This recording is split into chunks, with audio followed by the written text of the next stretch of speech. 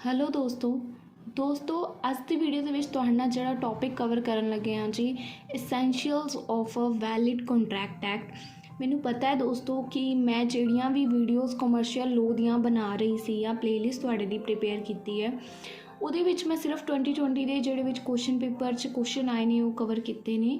But ਇਹ question ਨੂੰ ਬਣਾਉਣ ਦਾ ਮੇਰਾ ਇੱਕ ਰੀਜ਼ਨ ਹੈ, ਕਿਉਂਕਿ ਇਹ ਕੁਐਸਚਨ ਇੰਪੋਰਟੈਂਟ ਹੈ ਔਰ most of the Times exam ਦੇ ਵਿੱਚ ਇਹਨੂੰ ਦੇਖਿਆ ਵੀ ਜਾਂਦਾ ਹੈ।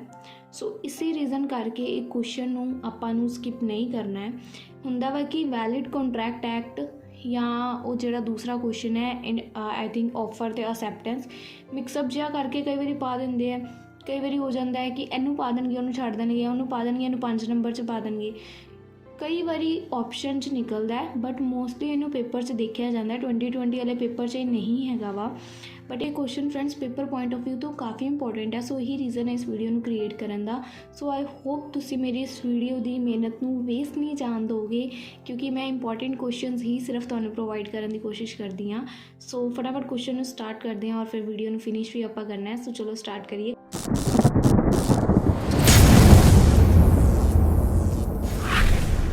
ਸਭ ਤੋਂ ਪਹਿਲਾਂ ਤੁਹਾਨੂੰ ਕੰਟਰੈਕਟ ਦਾ ਛੋਟਾ ਜਿਹਾ meaning with the help of example ਸਮਝਾਇਆ ਹੋਇਆ। ਦੇਖੋ, ਕੰਟਰੈਕਟ ਤੇ ਐਗਰੀਮੈਂਟ ਜਿਹੜੇ ਨੇ, ਕੰਟਰੈਕਟ ਤੇ ਐਗਰੀਮੈਂਟ ਤੁਹਾਨੂੰ ਪਤਾ ਹੋਏਗਾ। ਕੰਟਰੈਕਟ ਕਿੱਦਾਂ ਬਣਦਾ ਹੈ?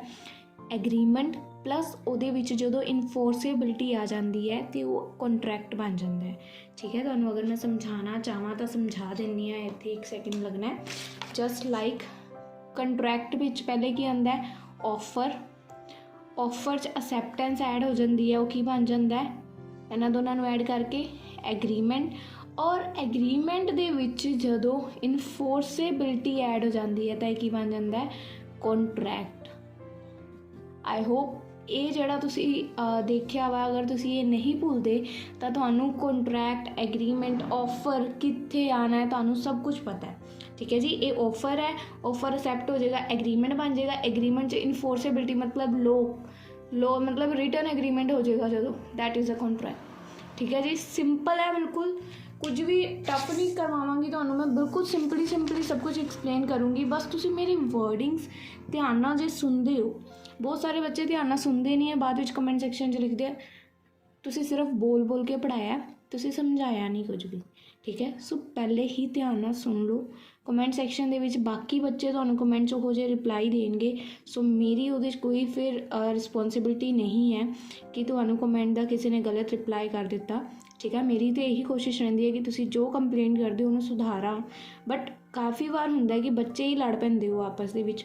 ਸੋ ਇਹ ਚੀਜ਼ਾਂ ਦਾ ਧਿਆਨ ਰੱਖਿਓ, ਪਹਿਲੇ ਧਿਆਨ ਨਾਲ ਸੁਣਿਆ ਕਰੋ ਕਿ ਵੀਡੀਓ 'ਚ ਕੀ ਬੋਲਿਆ ਗਿਆ। ਠੀਕ ਹੈ ਜੀ, ਕੰਟਰੈਕਟ ਤੇ ਐਗਰੀਮੈਂਟ ਪਲੇ ਕਰਦੇ ਨੇ significant role in smooth functioning between 2 parties.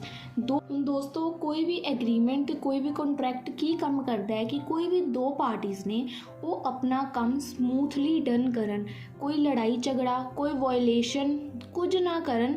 ਤਦ ਕਰਕੇ ਇੱਕ ਤਰ੍ਹਾਂ ਦਾ ਇਹਨੂੰ ਕਹਿ ਸਕਦੇ ਹਾਂ ਕੰਟਰੈਕਟ ਨੂੰ ਬਣਾਇਆ ਜਾਂਦਾ ਹੈ। ਅਗਰ ਉਹ ਕੁਝ ਵੀ ਇੱਦਾਂ ਦੀ ਗਲਤ ਹਰਕਤ ਕਰਦੇ ਨੇ ਸੋ ਦੂਸਰਾ ਬੰਦਾ ਉਹਦੇ 'ਤੇ ਕੇਸ ਕਰ ਦੇਗਾ, ਕਿਉਂਕਿ ਲੀਗਲੀ ਕੰਮ ਹੋ ਰਿਹਾ ਸਾਰਾ ਕੁਝ। ਠੀਕ ਹੈ, ਸੋ ਇੱਕ ਤਰ੍ਹਾਂ ਦੀ ਸਿਰ 'ਤੇ ਤਲਵਾਰ ਲਟਕ ਰਹੀ ਹੁੰਦੀ ਹੈ ਕਿ ਕੰਮ ਸਹੀ ਤਰੀਕੇ ਨਾਲ ਸਮੂਥਲੀ ਹੀ ਕਰਨਾ ਹੈ। ਠੀਕ ਹੈ, ਸਿੰਪਲ ਟਰਮਸ ਦੇ ਵਿੱਚ ਫਰੈਂਡਸ ਇਹਨੂੰ ਕਿੱਦਾਂ ਕਹਿ ਸਕਦੇ ਹਾਂ? ਜਿਹੜਾ ਕੰਟਰੈਕਟ ਹੈ is a written agreement between 2 parties. ਇੱਕ ਰਿਟਨ ਐਗਰੀਮੈਂਟ ਹੈ 2 ਪਾਰਟੀਜ਼ ਦੇ ਵਿੱਚ ਕੰਟੇਨਸ ਸਰਟਨ ਓਬਲੀਗੇਸ਼ਨ, ਜਿਹਦੇ ਵਿੱਚ ਕੁਝ ਸਰਟਨ ਓਬਲੀਗੇਸ਼ਨਸ ਮਤਲਬ ਪੁਆਇੰਟਸ ਆਉਂਦੇ ਨੇ। ਐਂਡ ਇਹ ਜਿਹੜਾ ਵਾ ਇਨਫੋਰਸ ਬਾਈ ਦੀ ਲੋ ਮਤਲਬ ਰਿਟਨ ਇਨ ਦੀ ਲੋ। ਕੰਟਰੈਕਟ ਜਦੋਂ ਬਣਦਾ ਹੈ ਨਾ, ਰਿਟਨ ਐਗਰੀਮੈਂਟ ਹੋ ਜਾਂਦਾ ਹੈ, ਉਹਨੂੰ ਕਹਿੰਦੇ ਆ ਇਨਫੋਰਸ ਬਾਈ ਦੀ ਲੋ। ਇਹਦੇ 'ਚ ਕਾਨੂੰਨੀ ਦਸਤਾਵੇਜ਼ ਐਡ ਹੋ ਜਾਂਦੇ ਨੇ, ਕਾਨੂੰਨ ਇਨਵੋਲਵ ਹੋ ਜਾਂਦਾ ਹੈ ਜਦੋਂ, ਤਾਂ ਉਹ ਇਨਫੋਰਸੇਬਲ ਬਾਈ ਲੋ ਹੋ ਜਾਂਦਾ ਹੈ। ਇਹਨੂੰ ਇੱਕ ਐਗਜ਼ਾਮਪਲ ਦੇ ਥਰੂ ਤੁਹਾਨੂੰ ਮੈਂ ਸਮਝਾਉਂਦੀ ਹਾਂ। ਜਿੱਦਾਂ ਕਿ ਦੇਖੋ ਦੋਸਤੋ, ਇਹਦੀ ਇੱਕ ਐਗਜ਼ਾਮਪਲ ਸਮਝਾਉਣ ਦੀ ਕੋਸ਼ਿਸ਼ ਕਰ ਰਹੀ ਹਾਂ। ਦੇਖੋ, ਇੱਕ ਪਰਸਨ ਹੈ ਜਿੱਦਾਂ ਕਿ ਐਕਸ ਜ਼ੈਡ ਨੂੰ ਕਹਿ ਰਿਹਾ ਹੈ ਕਿ ਮੈਂ ਜਿਹੜਾ ਮੇਰਾ ਘਰ ਹੈ ਨਾ, ਮੈਂ ਤੈਨੂੰ ਸੈੱਲ ਕਰ ਰਿਹਾ ਵਾਂ 2.5 ਲੱਖ ਦਾ। ਹੁਣ ਇਹਦੇ ਵਿੱਚ ਐਕਸ ਇਹਨੂੰ ਕੀ ਦੇ ਰਿਹਾ? ਆਪਣਾ ਹਾਊਸ। ਜ਼ੈਡ ਨੂੰ ਕੀ ਦੇ ਰਿਹਾ? X house. ਜ਼ੈਡ ਨੂੰ ਰਿਸੀਵ ਹੋ ਰਿਹਾ ਹਾਊਸ, ਬਦਲੇ 'ਚ ਜ਼ੈਡ ਐਕਸ ਨੂੰ ਕੀ ਪੇ ਕਰੇਗਾ? Payment, that is 2,50,000। So X ਨੂੰ ਕੀ ਰਿਸੀਵ ਹੋ ਰਿਹਾ ਇੱਥੇ? 2,50,000 ਦਾ amount with in consideration something in return. ਇਹਨੂੰ ਵੀ ਮਿਲ ਰਿਹਾ, ਐਕਸ ਨੂੰ ਵੀ ਮਿਲ ਰਿਹਾ, ਜ਼ੈਡ ਨੂੰ ਵੀ ਮਿਲ ਰਿਹਾ। ਸੋ ਆਪਾਂ ਇਹ ਕਹਿ ਸਕਦੇ ਹਾਂ ਕਿ ਇਹ ਜਿਹੜਾ ਕੰਟਰੈਕਟ ਹੈ ਇਹ ਵੈਲਿਡ ਕੰਟਰੈਕਟ ਹੈ। सो आप एज द टॉपिक की कर रहे हैं, अगर किसी ने ध्यान ना देखा हो, valid contract as the topic है। एक्स ਉਹਨੂੰ ਘਰ ਸੈਲ ਕਰ ਰਿਹਾ ਹੈ, ਜ਼ੈਡ ਉਹਨੂੰ ਉਹਦੇ ਬਦਲੇ 'ਚ ਪੇਮੈਂਟ ਦੇ ਰਿਹਾ, तो ਇਹਨੂੰ ਅਸੀਂ ਕਹਿ ਸਕਦੇ ਹਾਂ ਕਿ ਇੱਕ ਤਰ੍ਹਾਂ ਦਾ ਵੈਲਿਡ ਕੌਂਟਰੈਕਟ ਹੈਗਾ ਵਾ। श्योर आ, देख सकते हो मैं की लिखा है, एक्स ने एंटर किया contract they which with Z to sell his house for 2,50,000। इत्थे एक्स की कर रहा है, एक्स उन्होंने सैल कर रहा है अपना हाउस, तो Z बदले च उन्होंने की कर रहा है payment. So this is an example of a valid contract. So I hope तुहानू कॉन्ट्रैक्ट का मीनिंग क्लीयर है।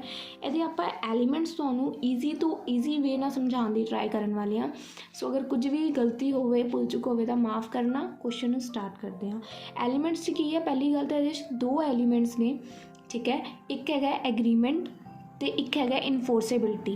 हुण एग्रीमेंट तो इनफोर्सेबिलिटी मैं तुहानू हुणे समझाया वा, दोबारा दसन लगी हाँ। जिहड़ा पहला वा एग्रीमेंट, एग्रीमेंट तो इनफोर्सेबिलिटी दो चीज़ां कहीआं ने मैं तुहानू, है ना।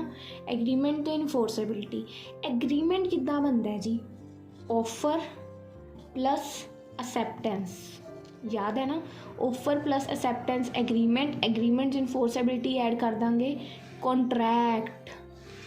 एलीमेंट्स ऑफ कॉन्ट्रैक्ट दे विच यही लिखिया होया वा, the two elements of a valid contract are agreement and enforceability. पहले एग्रीमेंट नूं समझते हैं। एग्रीमेंट ही है अ प्रपोजल और ऑफर। एक प्रपोजल तो वो ऑफर नूं ही फ्रेंड्स प्रपोजल कहते हैं। पहली गल, काफ़ी बच्चे इत्थे कन्फ्यूज हो जाते हैं, किते प्रपोजल लिखिया किते ऑफर लिखिया, सेम मीनिंग है दोनों का, ठीक है। प्रपोजल नूं ऑफर कहते हैं, ऑफर नूं प्रपोजल कहते हैं। अगर कोई ऑफर वैन असैप्टिड, जदों असैप्ट हो जाता है तो की बन जाता है प्रॉमिस या agreement. Offer plus acceptance is equals to agreement बन जाता है। एग्जाम्पल देख लो, A gave a proposal to B, A ने बी नूं एक प्रपोजल दिता to buy his property for ₹10 lakh, कि तू मेरी प्रॉपर्टी वही बाय कर लै 10 लाख रुपए की। सो बी ने उस प्रपोजल नूं जी की कीता है, एक्सेप्ट कर लिता है। This now become an agreement. So असीं इहनूं की कहांगे कि यह एक एग्रीमेंट बन गया। सैकेंड पॉइंट की सीगा, फर्स्ट सीगा agreement, second enforceability. So enforceable by law की है, if an agreement create any legal obligation on the parties. अगर कोई भी एग्रीमेंट लीगल ऑब्लिगेशन क्रिएट करता है दो parties they which, then an agreement is said to be कि ये इनफोर्सेबल बाय लॉ। जिद्दां कोई रिटन एग्रीमेंट तो होया, ठीक है, जिद्दां मैं तुहानूं डिनर ते इनवाइट कर रही हूँ, जस्ट एग्जाम्पल सोशल वे नाल लैके चलते हैं। तो मैं आपको यहाँ पे एक एग्जाम्पल के थ्रू बताना चाह रही हूँ, देखना ध्यान से। एक पर्सन है एक्स, ठीक है, एक्स ने वाई को डिनर के लिए इनवाइट किया, ठीक है, एक्स ने वाई को डिनर के लिए इनवाइट किया। यहाँ पे क्या हुआ, एक्स ने ऑफ़र किया, वाई ने एक्सेप्ट कर लिया कि मैं डिनर पे आ जाऊँगा, ठीक है। किसी रीज़न की वजह से वाई नहीं जा पाया, किसी रीज़न की वजह से वाई नहीं जा पाया। अब देखो यहाँ पे इसने ऑफ़र किया, यहाँ पे इसने एक्सेप्ट किया।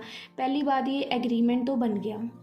अब अग्रीमेंट कॉन्ट्रैक्ट में कब कन्वर्ट होता है, अग्रीमेंट का कॉन्ट्रैक्ट कब बनता है, जब दोनों पार्टीज लीगल रिलेशन क्रिएट करना चाहती हूँ, लीगल रिलेशन क्रिएट करना चाहती हूँ। इसी को इनफोर्सेबल बाय लॉ कहते हैं।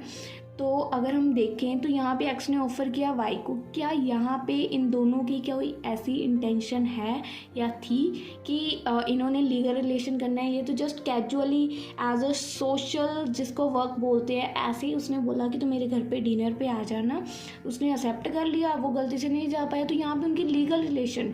तो इसीलिए काफ़ी क्वेश्चंस में कहते हैं कि सारे एग्रीमेंट कॉन्ट्रैक्ट नहीं होते।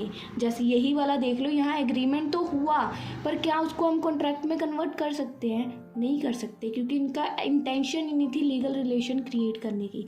पर अगर कोई कॉन्ट्रैक्ट है तो वो तो कभी ना कभी एग्रीमेंट तो ज़रूर रहा होगा, है ना। पर हर एग्रीमेंट कॉन्ट्रैक्ट हो ये ज़रूरी नहीं है। तो ये भी क्वेश्चन आता है, तो काफ़ी बच्चे कंफ्यूज हो जाते हैं एक्सप्लेन करने के लिए। आई होप क्लैरिटी हुई होगी। सो यहाँ पे क्या लिखा है देख लीजिए, enforceable by law if an agreement create, अगर कोई भी एग्रीमेंट है जो लीगल ऑब्लिगेशन के थ्रू पार्टीज़ में हो रहा है, then agreement is said to be, तो हम कह सकते हैं कि वो एग्रीमेंट इन्फोर्सेबल बाय लॉ है। अगर कोई हमारा moral, social and religious obligation है, जैसे मैंने बताया सोशल, ये सोशल की एग्जांपल थी, ठीक है, सोशल वे में उसने उसको इनवाइट किया ना, तो ये सोशल की एग्जांपल थी।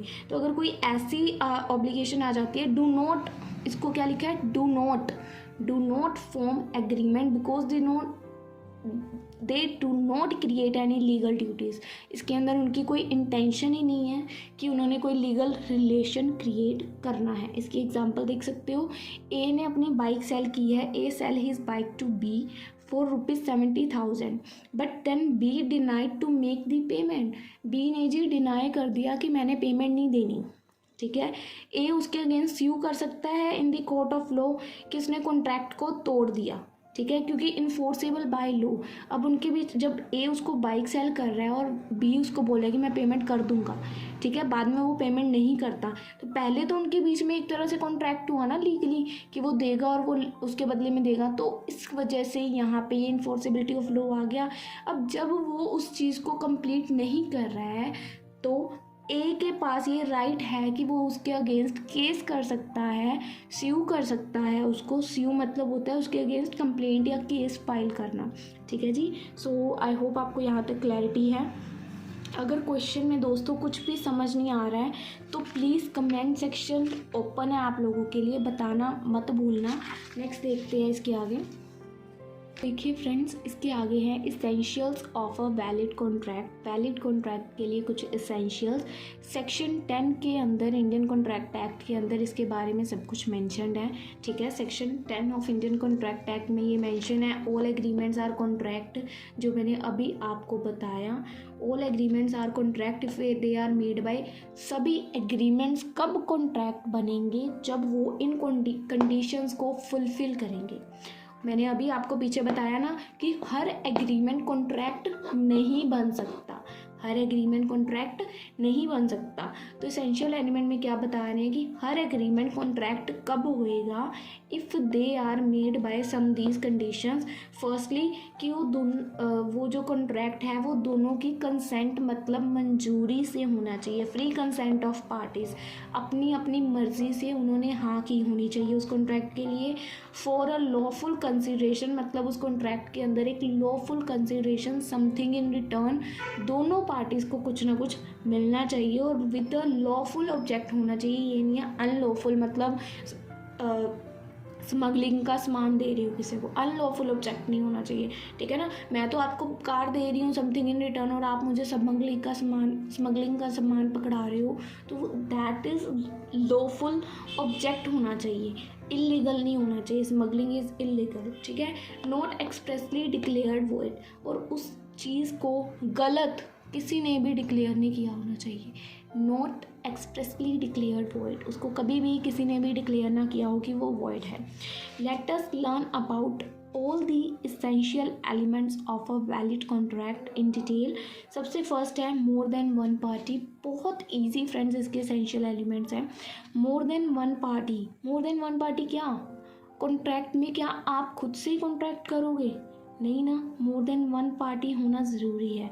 बस वही है, to create a valid contract there must be two parties. अगर आपको एक वैलिड कॉन्ट्रैक्ट क्रिएट करना है तो उसके अंदर दो पार्टीज़ का होना ज़रूरी है, and both the parties must be major, दोनों पार्टीज सही सलामत हों, साउंड माइंड मतलब पागल ना हों, साउंड माइंड सुनता सांता हो उनको, and not disqualify by law, और जैसे उनके अगेंस्ट कोई कंप्लेंट फाइल ना हो, लॉ के द्वारा डिसक्वालीफाई मतलब उनका कानूनी रिकॉर्ड सारा जो है वो क्लियर होना चाहिए, ठीक है। उनके माथे पे कोई दाग नहीं होना चाहिए, जो फिल्मी लैंग्वेज में बोलते हैं कि कोई दाग, मेरे माथे पे दाग लगा दिया।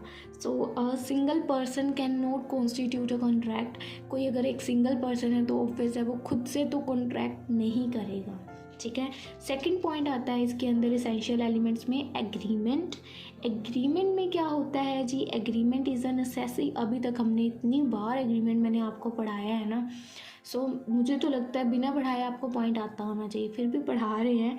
Agreement is necessary to constitute a contract.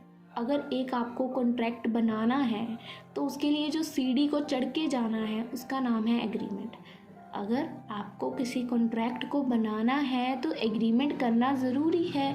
आप किसी को ऑफ़र करोगे, वो एक्सेप्ट करेगा, एग्रीमेंट बनेगा। एग्रीमेंट में जब रिटन एग्रीमेंट बनेगा दैट इज़ अ कॉन्ट्रैक्ट। ठीक है जी।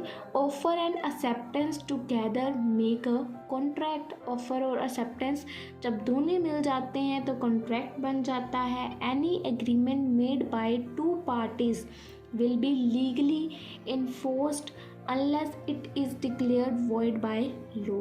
अगर कोई भी एग्रीमेंट जो दो पार्टीज़ के द्वारा किया गया है लीगली कब इन्फोर्स होएगा, जब तक उसको गलत डिक्लेयर, जैसे देखो आपने कोई एग्रीमेंट किया, आपने उसको कानूनी मतलब रिटन एग्रीमेंट कर लिया, ठीक है, तो वो जब तक आप उसको गलत डिक्लेयर नहीं करोगे, या कह सकते हैं ना जैसे आप लोग उसको ब्रीच नहीं कर दोगे, कॉन्ट्रैक्ट को तोड़ नहीं दोगे, कानून की नज़रों में वो गलत नहीं होएगा।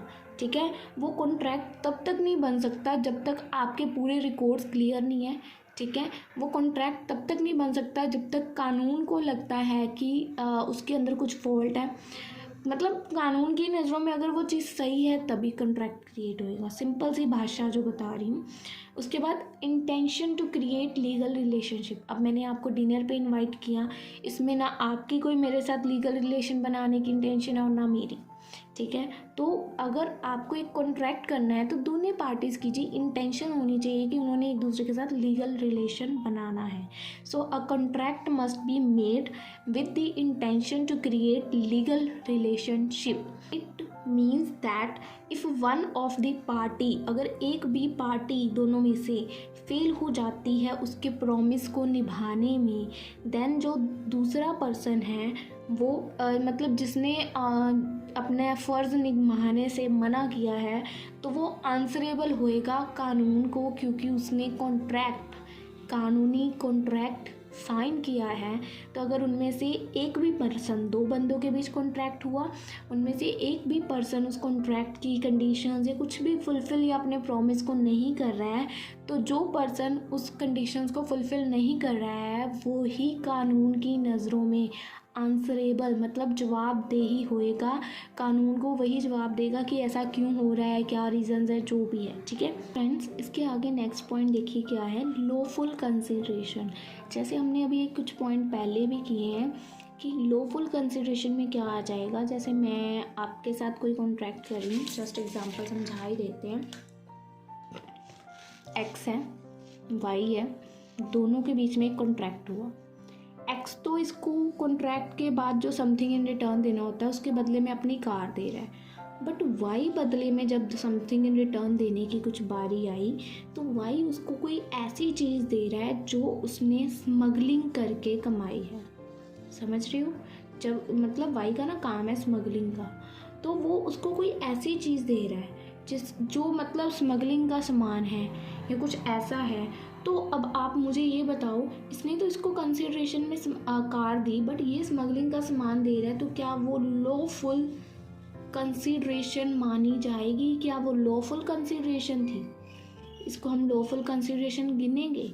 नहीं गिनेंगे, कभी भी नहीं गिनेंगे। तो वही है इस पॉइंट में, देखो लॉफुल कंसिडरेशन। देखो कंसिडरेशन मीन्स क्या होता है, कोरस्पॉन्डिंग बेनिफिट। आप मुझे बेनिफिट दे रही हो, मैं आपको बेनिफिट दे रही हूँ। Corresponding benefit passed on by the promisor to promisee. हम दोनों एक दूसरे को बेनिफिट दे रहे हैं। जैसे आप अभी लगा लो, आप वीडियो देख रहे हो, इसका मुझे बेनिफिट है, मैं वीडियो बना रही हूँ, उसका आपको बेनिफिट है। ठीक है ना। It is something that has value in the eyes of law. ये कोई ऐसी चीज़ होनी चाहिए जिसकी कुछ वैल्यू हो कानून की नज़रों में। ठीक है, ये नहीं है कि वो कानून उस चीज़ को कुछ मानता ही नहीं है या गलत मानता है, तो इन रिटर्न आप मुझे कुछ ऐसी चीज़ दे रहे हो, तो दैट इज़ नॉट वैलिड। ठीक है, कंसिडरेशन मस्ट बी लॉफुल होनी चाहिए, that is must not B forbidden, चोरी की नहीं होनी चाहिए, फॉरबिडन बाय लॉ। ठीक है, उसके बाद और नॉट बी फ्रॉडल्ट, गलत काम करके या फ्रॉड करके नहीं कमाई होनी चाहिए। Moreover it must not be immoral और अपोज टू पब्लिक पॉलिसी के अगेंस्ट नहीं होनी चाहिए, पब्लिक को हार्म करने वाली चीज़ नहीं होनी चाहिए। एग्जाम्पल क्या है जी, ए ने प्रॉमिस किया to obtain employment for B in a government organization. A ने क्या प्रॉमिस किया कि वो गवर्नमेंट ऑर्गेनाइजेशन में उसके लिए एक सीट या जॉब रखेगा, फॉर विच जिसके लिए बी ने प्रॉमिस में उसको क्या दिए जी, पे किए 1,00,000 rupees to A. Here consideration क्या है, अब यहाँ पे देखो ये तो ब्राइब दे रहा है ना, रिश्वत दे रहा है ना, गवर्नमेंट ऑफिस में जॉब लेने के लिए वो दूसरे बंदे को रिश्वत दे रहा है और जो ले रहा है वो भी रिश्वत है, तो दोनों के बीच में कहीं पे भी लॉफुल कंसिडरेशन कहाँ नज़र आ रही है, नहीं है ना। सो क्या लिखा है, here consideration is unlawful, lawful नहीं है, as it amount to a bribe when is forbidden by law. Bribe मतलब होता है रिश्वत, तो ये फॉरबिडन मतलब गलत है कानून की नज़रों में, ठीक है जी। आई होप ये लॉफुल कंसिडरेशन पॉइंट आपको क्लियर है। नेक्स्ट पॉइंट की तरफ चलते हैं, capacity of parties to contract. Capacity of parties of contract में क्या हो सकता है, ठीक है, इसको समझने की कोशिश करना ध्यान से। सिंपल है बट बहुत ईजी भी है। जो सेक्शन 11 है इंडियन कॉन्ट्रैक्ट एक्ट का, क्या कहता है, states that a minor idiot and a drunken person can not enter into a valid contract, ठीक है ना। अब एक पर्सन है, नॉर्मल इंसान है, ठीक है, बिजनेसमैन है, सामने तरफ उसके साथ जो डील कर रहा है या तो कोई छोटा बच्चा है, या तो कोई पागल है, या तो कोई शराबी है, तो क्या दोनों पार्टीज़ इक्वल हैं? Capacity of parties to contract are equal here. आप खुद सोचो, माइनर, इडियट या ड्रंकन, इनमें से बिजनेसमैन के सामने कोई खड़ा होकर कॉन्ट्रैक्ट करेगा तो दोनों इक्वल माने जाएंगे? नहीं माने जाएंगे, ठीक है। नेक्स्ट पॉइंट की तरफ चलते हैं, फ्री कंसेंट। फ्री कंसेंट तो मोटा मोटा जो आपको ऊपर से पता है, फ्री कंसेंट का मतलब होता है कि दोनों पार्टीज़ की मंजूरी, रजामंदी होनी चाहिए कॉन्ट्रैक्ट के अंदर, ठीक है। Free consent is defined under section 14 of Indian contract act. Free consent को सेक्शन 14 में डिफाइन किया गया है कंसेंट को, ठीक है जी।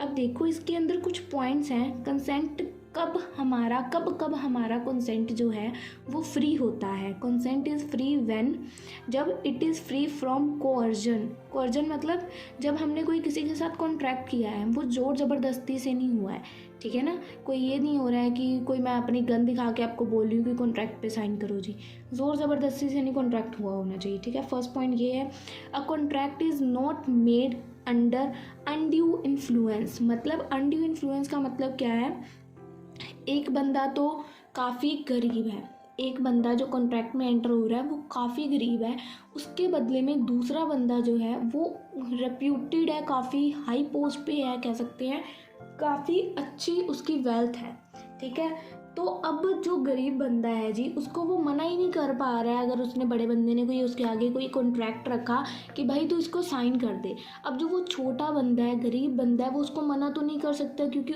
जो बड़ा बंदा है उसके पास पावर बहुत सारी है, ठीक है। उसको पता है कि अगर वो उसकी बात नहीं मानेगा, हो सकता है वो उसको डिस्ट्रॉय कर दे, उसको कुछ हार्म पहुंचा दे, उसकी फैमिली को कुछ प्रॉब्लम्स क्रिएट कर दे, ठीक है ना। तो सेकंड पॉइंट में क्या है कि जो कॉन्ट्रैक्ट है ना, वो अनड्यू इन्फ्लुएंस मतलब किसी की हाई पोस्ट की वजह से नहीं होना चाहिए, कि दूसरा बंदा हाई पोजीशन पे है, हम उसको मना नहीं कर सकते, उसने हमें बोला है तो हमें करना ही पड़ेगा, सो ये चीज़ नहीं होनी चाहिए। थर्ड पॉइंट में है कि a contract is not made under fraud. I hope आपको क्लियर है, फ्रॉड के तहत, फ्रॉड करके नहीं कॉन्ट्रैक्ट हुआ होना चाहिए। कोई मतलब उसकी आंखों पे पट्टी बांध दी और उसको बोला मैं तेरे साथ ऐसे ही कुछ क्रिसमस के लिए साइन करवा रहा हूँ, कॉन्ट्रैक्ट साइन करवा लिया, तो ये चीज़ नहीं हुई होनी चाहिए। Contract is not made by miss representation. झूठ बोलकर कोई कॉन्ट्रैक्ट साइन करवाना, मिस रिप्रेजेंट कर देना, अपने आप को एक बड़ा बिजनेसमैन शो ऑफ करना, so that is also not included in contract. और लास्ट पॉइंट है, contract is not made by mistake और फैक्ट। जो कॉन्ट्रैक्ट है गलती से भी गलत नहीं होना चाहिए। ठीक है जी। इसकी एग्जांपल देख लो, काफ़ी इजी है। देखो, Z was a leader of a political party, ये इसी की है। अनड्यू इन्फ्लुएंसर से रिलेटेड आपको क्लैरिटी और देगी। जो जेड है, जो हमारा जेड पर्सन है, Z was the leader of a political party, उसने एक्स को बोला कि वो अपनी कार है वो अपने जेड के जी बेटे को दे दे, क्योंकि ना जेड था काफ़ी अमीर। मैं आपको इसको अपनी लैंग्वेज में समझाती हूँ, ये काफ़ी मज़ेदार है। ठीक है, जेड है एक पर्सन, दैट ये पर्सन जो है ये पॉलिटिकल लीडर है। ठीक है जी, एक पॉलिटिकल लीडर है, एक पर्सन है एक्स। ठीक है, ये एक किसान बोल लो है या कुछ भी कह सकते हो, मतलब गरीब है कोई। ठीक है, जो हमने मान लिया। अब जेड ने एक्स को क्या बोला कि तेरे पास जो कार या कोई बाइक है, इसके पास ना एक कार है या कोई बाइक है, कुछ भी लगा लो, कार या बाइक लगा लो। ठीक है, इसके पास एक कार या बाइक है। जेड ने इसको बोला भाई तेरे पास एग्जांपल ले रहे कार है, तो ये कार तो मुझे दे दे भाई, मेरे बेटा है एक जेड लगा लो, वाई नाम से मेरा एक बेटा है। ठीक है, इसका जेड का एक बेटा है जिसको तेरी वो कार बहुत पसंद है भाई। अब जो ये एक्स बंदा है, अब इसको ये दुविधा पड़ गई, क्योंकि ये बंदा जो है ये पॉलिटिकल लीडर है। अगर ये इसको मना करेगा तो भी पंगा है, या तो ये इसकी कार ही तोड़वा देगा या इसी बंदे को तोड़वा देगा। ठीक है ना, तो इसमें हमें ये क्या देखना है दोस्तों कि जो एक्स पर्सन है उसके आगे क्या ऑप्शन है, कोई ऑप्शन नहीं है। यही ऑप्शन है कि उसको कार देनी ही पड़ेगी, क्योंकि उसके हाथ में बहुत सारी पावर्स हैं जिसकी हेल्प से वो इसको डिस्ट्रॉय कर सकता है पूरी तरह से। ठीक है, तो ध्यान से देखो क्या लिखा हुआ है। जेड जो है वो हमारा लीडर है पॉलिटिकल पार्टी का, उसने एक्स को बोला कि तू उसकी कार है वो उसको सेल कर दे, क्योंकि जेड के सन को वो बहुत पसंद है। ठीक है, आगे दिखाती हूँ। आगे देखिए, एक्स ने एग्री कर दिया कि वो उसको सेल कर देगा ड्यू टू फेयर। उसको उससे क्या था, डर लग रहा था, क्योंकि वो हाई पोजीशन पे था। दैट इफ़ ही डिनाई, अगर वो मना करेगा तो जेड जो है, मतलब जो पॉलिटिकल लीडर है, वो उसको हार्म कर सकता है, उसकी कार को हार्म कर सकता है। Here X consented to sell his car, यहाँ का एक्स ने अपनी रजामंदी दे दी कि भाई ले ले तू मेरी कार।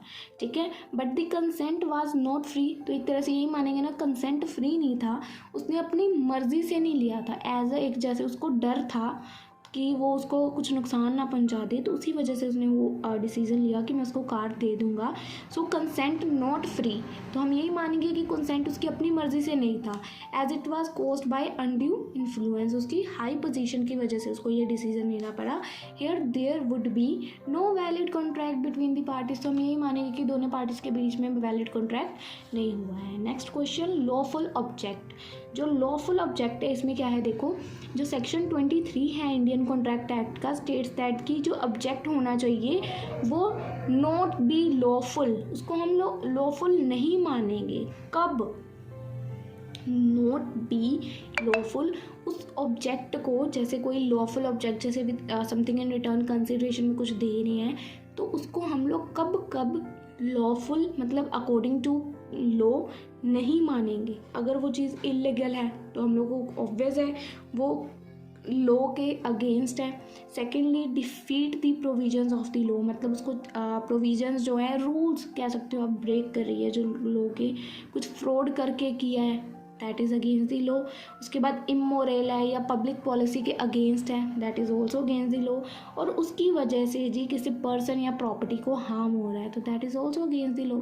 सो लॉफुल ऑब्जेक्ट नहीं है। किन किन केसेस में नहीं है वो इस पॉइंट पे बताएं। एग्जाम्पल ले लो जी, ए ने एक घर लिया रेंट पे, A hire a house from B to use it as a gambling place. A ने घर लिया किराए पे, जिसको वो किस चीज़ में यूज़ करने वाला था, गैम्बलिंग के लिए, सट्टेबाजी जिसको बोलते हैं। Gambling been an illegal act, gambling क्या है, एक इलीगल एक्ट है कि लीगल है, इलीगल है। Contract of hiring, so contract of hiring is void, उसको किराए पे घर देना ही गलत है। ठीक है ना, सो ये कॉन्ट्रैक्टिव वॉइड मतलब गलत माना जाएगा। आई होप क्लैरिटी हो रही होगी। नेक्स्ट पॉइंट है certainty of meaning. Certainty of meaning में क्या है जी, देखो सेक्शन 29 इंडियन कॉन्ट्रैक्ट एक्ट का स्टेट क्या करता है कि जो टर्म्स है कॉन्ट्रैक्ट्स की, जैसे आपने और मैंने कॉन्ट्रैक्ट किया, उसके अंदर जो भी कॉन्ट्रैक्ट में बातें लिखी हैं, पहले तो आपको और मुझको दोनों को पता होनी चाहिए, क्लियर होनी चाहिए। अगर कोई थर्ड पर्सन पढ़े उस कॉन्ट्रैक्ट को समझ आ जाए, must be clear and shall not be uncertain और इनडेफिनाइट। अनसर्टेन मतलब कोई ये नहीं है कि कॉन्ट्रैक्ट कर रहे हैं और एट द पॉइंट आप लोग कुछ डिसीजन ले रहे हो। अनसर्टेन, अचानक से कुछ चेंजेस नहीं होने चाहिए। इनडेफिनेट मतलब कुछ उसकी वैल्यू होनी चाहिए। और कॉन्ट्रैक्ट जो है लास्ट में क्लियर होना चाहिए, आपका सबको समझ आना चाहिए, और जो भी उसमें लिखा है दोनों पार्टीज़ को पता होना चाहिए, उसका मीनिंग होना चाहिए। ठीक है, लास्ट पॉइंट है agreement not expressly declared void. जो एग्रीमेंट हो रहा है ना वो वॉइड डिक्लेयर नहीं होना चाहिए। The agreement which are not enforceable by the court of law will be declared void। जिस एग्रीमेंट को कोर्ट ने अपनी मोहर नहीं लगाई उस एग्रीमेंट को हम गलत मानते हैं। जिस एग्रीमेंट को रिटन एग्रीमेंट में कन्वर्ट नहीं किया गया उसको हम गलत मानते हैं। तो वही लिखा है agreement which are not enforceable by the court of law which is declared void, तो उसको हम लोग गलत डिक्लेयर कर देंगे। इसमें क्या क्या इंक्लूड होता है, एग्रीमेंट विद अनलॉफुल कंसिडरेशन, आपने मेरे साथ एग्रीमेंट किया बट विद इन रिटर्न आप मुझे कुछ स्मगलिंग का सामान दे रहे हो, अनलॉफुल कंसिडरेशन मिल रही है, that is void. Agreement having no consideration, आप मेरे साथ एग्रीमेंट कर रहे हो, ज़ोर ज़बरदस्ती से मेरा सामान लिए जा रहे हो, समथिंग इन रिटर्न कुछ दिया ही नहीं, that is also void. Agreement without certain meaning, ये अभी किया बिना मीनिंग के किसी बात के, ठीक है ना, तो कुछ बिना बात के ही कुछ चेंजेस वगैरह कर देने कॉन्ट्रैक्ट के अंदर, ठीक है। और जो कॉन्ट्रैक्ट है वो क्लियर होना चाहिए, दोनों पार्टीज इन्वॉल्व होनी चाहिए, कंसेंट होना चाहिए। सो सिंपल सारा क्वेश्चन कंप्लीट है यहाँ पे फ्रेंड्स। सो आज का जो क्वेश्चन है essentials of a valid contract act complete है। सो आई होप आपको क्लैरिटी हुई है क्वेश्चन में। मैंने जो समझाने की कोशिश की है, मैंने अपना ट्राई किया है कि समझाऊं, बट अगर मेरे से कुछ भी गलती हुई है प्लीज़ फ्रेंड्स रिक्वेस्ट कर रही हूँ, हम्बल रिक्वेस्ट कि कमेंट सेक्शन में मुझे बताएं कि मैं कहाँ पे और वीडियो में इम्प्रूवमेंट करूँ, जिससे आपको और अच्छे से मैं समझा पाऊँ। जो भी वीडियो देख रहे हैं, जितना भी आपका वीडियो से रिलेटेड जो भी आपको वैलिड लगे कि आपको इस वीडियो के बारे में मुझे बताना चाहिए, कुछ इम्प्रूवमेंट है, देखो भाई हमें कोई और नहीं बता सकता आपके अलावा, आप व्यूवर्स हो, आप ही हमें बता सकते हो एक चैनल यूट्यूबर को कि क्या चीज़ें वो गलत कर रहा है, उसको उसके इम्प्रूवमेंट किस में करनी चाहिए। So it's a humble request from my side कि प्लीज़ कमेंट सेक्शन में मुझे बताएं मैं वीडियोस में कहाँ क्या गलती कर रही हूँ, ताकि अगली बार मैं उसको सुधार सकूँ। सो इसी के साथ मिलते हैं आपको हमारी अब नेक्स्ट वीडियो में लेके आएंगे फिर से 2020 एग्ज़ाम्स का एक बढ़िया सा क्वेश्चन जो 2020 के एग्ज़ाम में आया होगा। तो मिलते हैं फ्रेंड्स आपको उसमें, और प्लेलिस्ट आपको यहाँ शो हो रही है तो याद से देख लेना। सारे 2020 के क्वेश्चंस हम लोग इसी में ऐड ऑन करेंगे जैसे जैसे बनाते जाएंगे। Bye bye friends.